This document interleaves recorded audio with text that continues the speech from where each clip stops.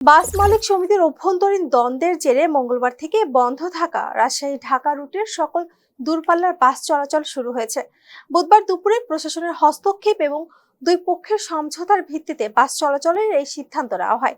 জানা গেছে, বুধবার দুপুরে রাজশাহী মেট্রোপলিটন পুলিশ সদর দফতরে প্রশাসনের কর্মকর্তাদের সাথে এক জরুরি বৈঠকে বসেন নাটোর ও রাজশাহী বাস মালিক সমিতির নেতারা। ছোট্ট একটা ঘটনা নিয়ে আসলে ঘটনাটা ঘটে গেছে। এটা শ্রমিক ফাংশন, যেহেতু ওরা আমাদের কয়েকটা গাড়ি রাত্রে আটকাইছিল, ওটারই জের ধরে পরের দিন আবার সকালবেলা গাড়ি জীবন অবাক না করলে কে করবে? 28% মিল্ক ফ্যাটের অবাক করার সাথে ফ্রেশ মিল্ক পাউডার। জীবন অবাক করুক প্রতিদিন।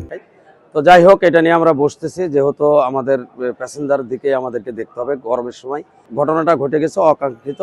এটা আমরা আজকে দুপুরে বসে ইনশাল্লাহ শেষ করব। ঘণ্টাব্যাপী অনুষ্ঠিত ওই বৈঠকে উভয় পক্ষের মাঝে সৃষ্ট বিরোধ নিরসনে বিস্তারিত আলোচনা হয়। পরে উপস্থিত সকলের মতামতের ভিত্তিতে পরিস্থিতি নিরসন করে বাস চলাচলের স্বাভাবিক করার সিদ্ধান্ত নেওয়া হয়েছে।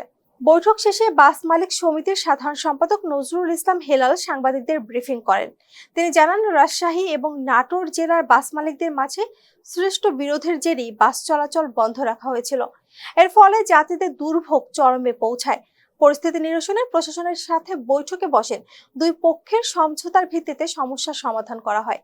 এই সমঝোতা বৈঠকে নাটোরের বাস মালিক এবং শ্রমিক সমিতি এবং রাজশাহী বাস মালিক ও শ্রমিক সমিতির শীর্ষ নেতৃবৃন্দ উপস্থিত ছিলেন। বাস চলাচল স্বাভাবিক হয়, যাত্রীদের মাঝেও স্বস্তি ফিরে এসেছে। এতক্ষণ সাথে ছিলাম আমি শম্পা আক্তার। ফেস দ্য পিপলের সাথে থাকার জন্য ধন্যবাদ।